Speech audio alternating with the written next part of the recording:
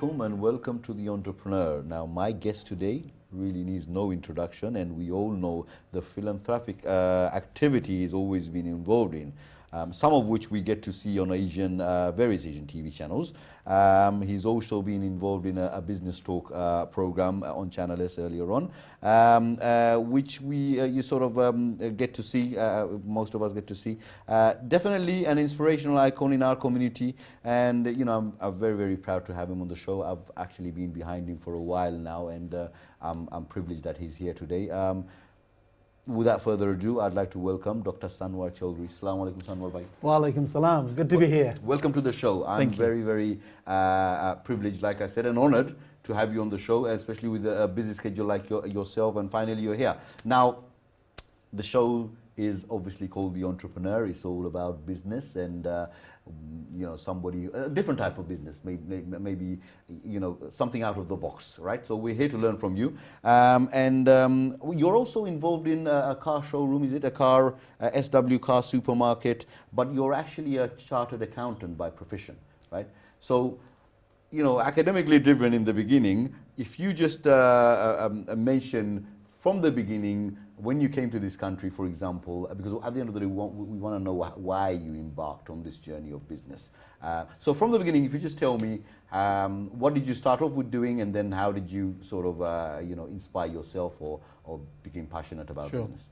I mean, I currently have 8 multi-million-pound businesses, ranging from car sales, right, to warranties, to professional training, right, to property, and into the hospitality trade. Wow. So I do many things because I enjoy. Yeah. As an entrepreneur, yep, I'm always looking for different things to do. Definitely. But that wasn't always the case. Right. When I came here in '75, right, I was passionate about becoming an electrician. So I did a national diploma in electromechanical engineering. Okay, all right. Joined what was known as the Eastern Electricity Board. Right. And out of about 200 children, only 6 got selected, and I was one of them. Very, very few, wow, in an all-white community. Fantastic. So we did a 6-week induction course. Right. First day out in the job, middle of the fields, trying to sort out pylons. Yep. When I decided that being an electrician wasn't something I wanted to do. Wow. So yeah, I mean. So that was a turnaround. Yep. Which then, talked to my father about it. Yep. Again, my father has been always bedrock in my family. So he's been in this country before you came in 1975. He came in '56. He came in '56. Okay, that's just like my father. He came in the '50s. So then you joined your father with the family, with mom and brother. Is it? Only younger brother. I don't have any sisters. Okay. So one brother, yeah, and my mum. We joined our father in 1975. Right.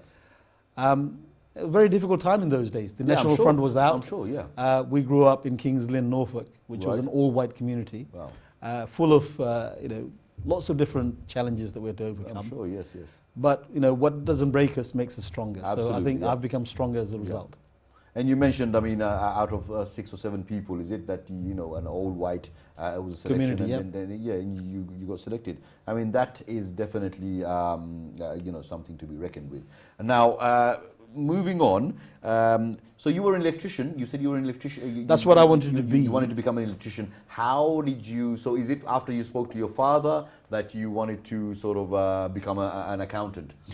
I mean, my father was a headmaster in Bangladesh before he came here. Okay. So education was always instilled within me as being important. So I talked to my father. He said, "Look, do what you enjoy." Yep. Accounting was something that I enjoyed. Mm-hmm. So I did my A-levels in a year. Went to university, did a degree in accounting and finance. Yep. Joined PricewaterhouseCoopers. Wow. Became a chartered accountant. Fantastic. Became a manager there, working on lots of different businesses. Auditing them, learning what they do, how they do it. Mm-hmm. So that gave me the sort of platform to do what I do now. Fantastic. Because I'm able to transform different things. So you learned the trade, you've learned, different kinds of audits and stuff like that. I mean, you got yourself experienced. Being there, did you open up your own firm of accountancy, or did you, what did you do? It was almost 10, 12 years after I'd qualified. Okay. that somebody said, look, where's your firm? I said, well, being a chartered accountant, I need a firm. Yeah. So that's when I set up RCI Chartered Accountants, All right. which is now one of the biggest chartered accountants in our British Bangladeshi community. But we also do registered audits. So that was something almost by the way. I didn't want to set up a firm because I was earning more money doing work for many other organizations. Okay. Now, there's something that I've got written down here. You're also a professor, right? You're Professor of Management Practice. Professor of Management Practice. What is that exactly? Explain to me. That's showing people how to look at ideas, how to innovate those ideas, and almost come up with some sort of transformational outcome. So it's actually being an entrepreneur, but within an academic thread, within an academic underpinning. Fantastic. I mean, are you lecturing right now, or no? Lecturing, I stopped many years ago. I mainly do level 7, level 8 supervisions now. Okay. So mainly masters and PhD level supervisions. Fantastic. Now tell me, how did you go into the car business, the car showroom? I mean, this is something that I'm very passionate about, so it's very interesting to me. Is it whilst being an accountant, or how did you get the inspiration of opening up a car supermarket? Well, 1,500 cars is what I've got written here. It's a very big place. Sure. Well, we had a client, 2 young lads, that were doing reasonably well in car sales. Okay. You were their accountant? I was their accountant. Right, okay. They started from nothing, and they'd built up to about 140 cars in stock. Okay.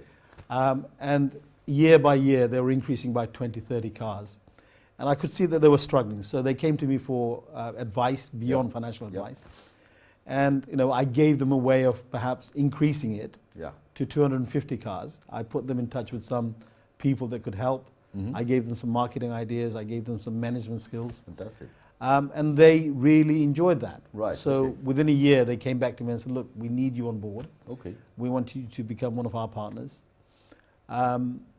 Because the skill set that you have, combined with our hands-on approach, will do well. How fascinating. So I joined them about, 12 years ago? Brilliant. From about 140 cars, about 250 cars at that time, to now. Then we grew to 500 cars, to about 800 cars, and now 1,500 cars over 2 sites. Fantastic. We're the biggest, probably... It's in Cambridge, isn't it? It's in Peterborough. Well, that's where my in-laws are from, so I'll be visiting you soon. Absolutely, yeah. Food-wise, I'll be visiting your in-laws as well. Definitely.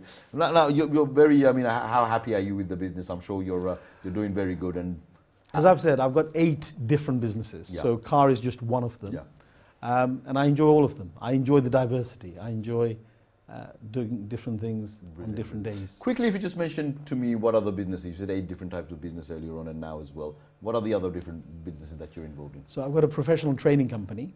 We train chartered accountants, SEMA qualified accountants, ACCA accountants. Fantastic, right. That's doing extremely well.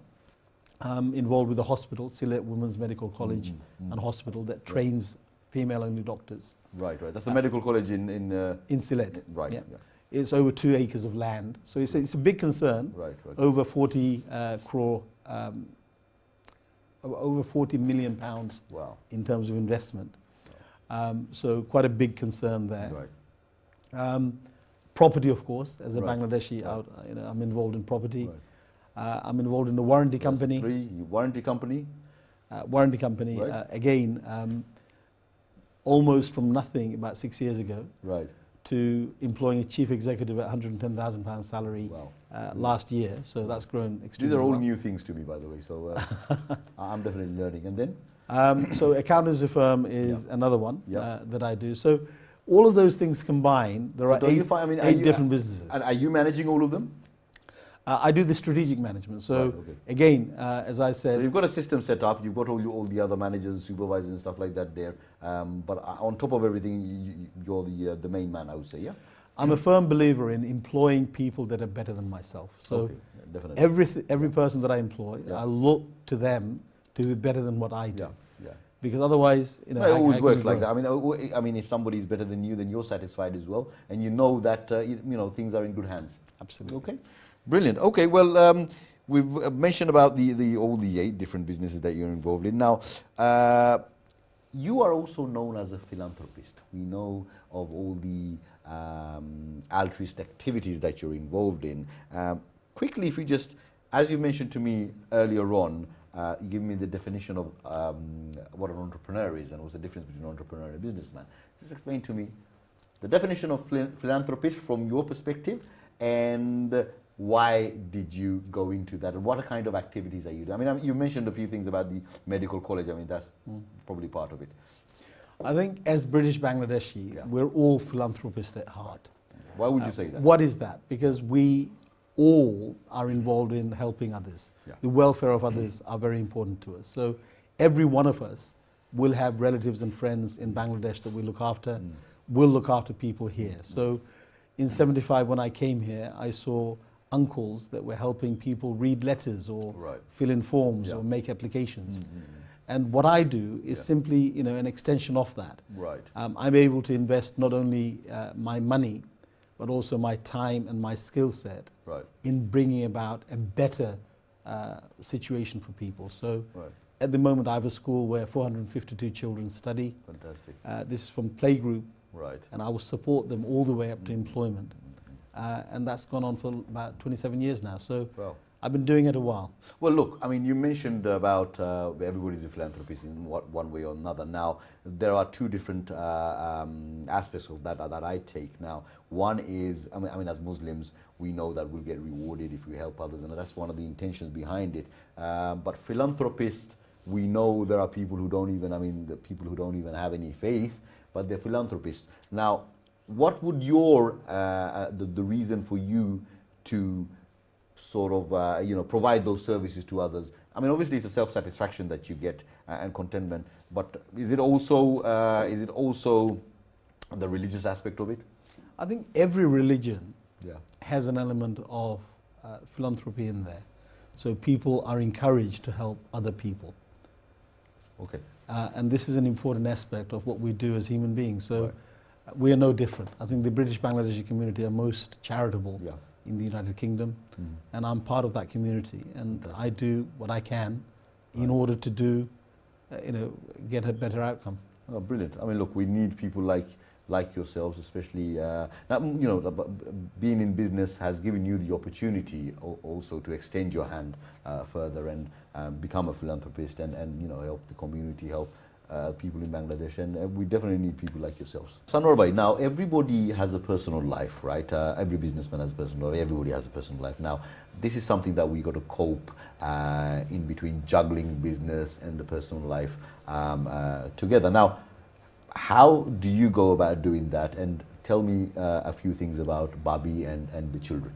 Well, as you know, I have a very supportive wife. Yep.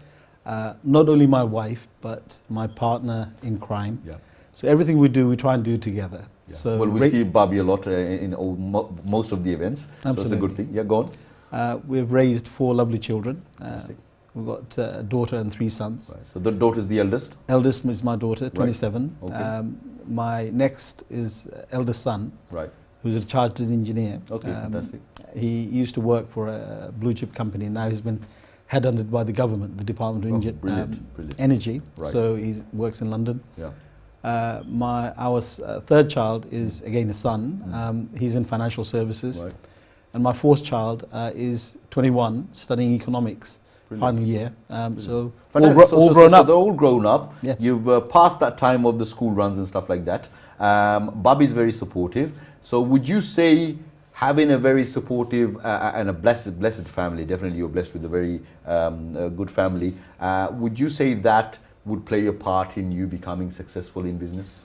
I think it's so important. Home life is so important to every individual. Right. I'm able to invest 16 hours of my working day to various things that I enjoy, not only to work, but to philanthropic stuff and family. Yeah. And I couldn't do that without the support of my wife.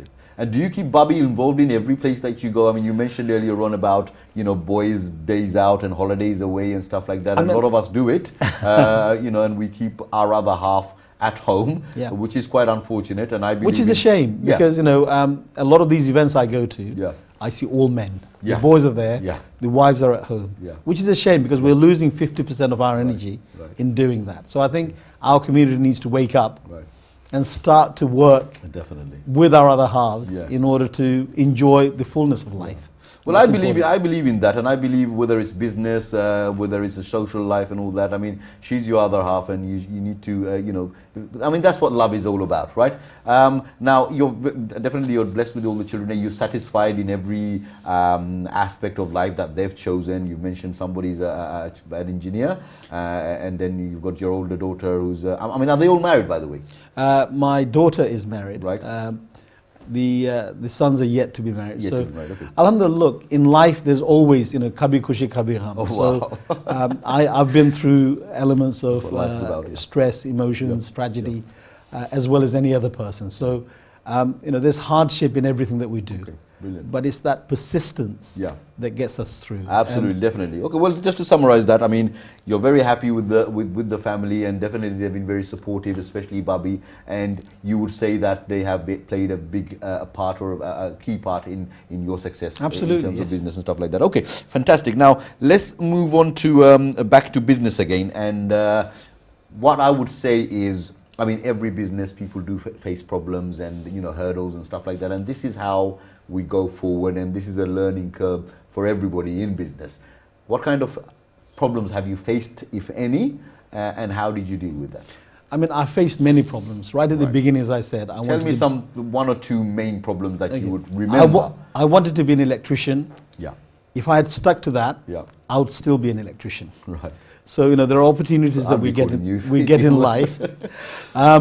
The other thing is that, you know, as you do things, Yeah, not everything goes well. yeah, So, you know, whilst I'm here, there's work taking place that I need to keep aware of, definitely. and that's important. So there's always problems, but it's knowing what to do about those Okay, problems all right. and then Coming up with overcoming them. solutions. Absolutely. So you tackled all the problems. So, I mean, from my understanding, you haven't actually faced any major problems that you can actually mention right now. But Well, you I would don't say, I don't put those on Facebook. I mean, only the successes go on Facebook. yes, But yes, you know, yes, you do. I think there are challenges in everything that we do, in family life, in business, in success. There's Yeah. always elements of challenge that we need to Okay, overcome, okay, all right. and I've overcome them without. And again, it's an ongoing situation. so- Absolutely. So you would say, I mean, look, problems would occur in business, and that's something that you got to look forward to in a Anticipate, way, yeah. and learn from it and find the solutions. Absolutely. And that's what business is about. Fantastic. Okay, now just for our viewers, and that's why we do the show. Give us 3 tips.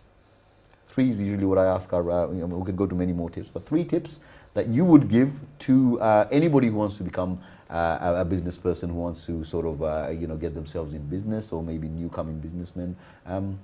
What would you give them? Okay, don't be lazy. Right. Try and have a 16-hour day, which means getting long up at hours. Fajr, maybe. Yep. You know, Fajr is at 6 Yeah. now. Getting up and then doing something about it in the early hours. Sorry, let me just stop you. You got that, the 16 hours, so you got that 8 hours for sleep, right? 8 hours of sleep. Okay, right. 8 hours of sleep, but you know, those 16 hours isn't all work. Not all work. Pleasure, But that's your day. work, family, everything combined. Right. But make sure it's those 16 hours, because if you invest those 16 hours in anything, Yeah. you're bound to get some good outcomes. And that's what I've always done in my life. Right. Secondly, have self-confidence in yourself. Okay, that's number You know, 2, right? Yeah. that confidence allows you to network. Yeah. Me networking has given me almost 80% of my success. Right. So those businesses that are running by themselves now are being run by partners Yep.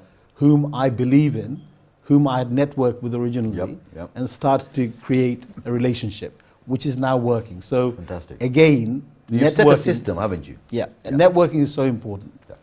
And finally, don't give up. A lot of people say, oh, you know, I tried that. It wasn't good for me. Yeah. I failed. I made losses, Yeah. and I've given up. Okay. I'm here from Texas, LA. Right. But, you know, Yeah.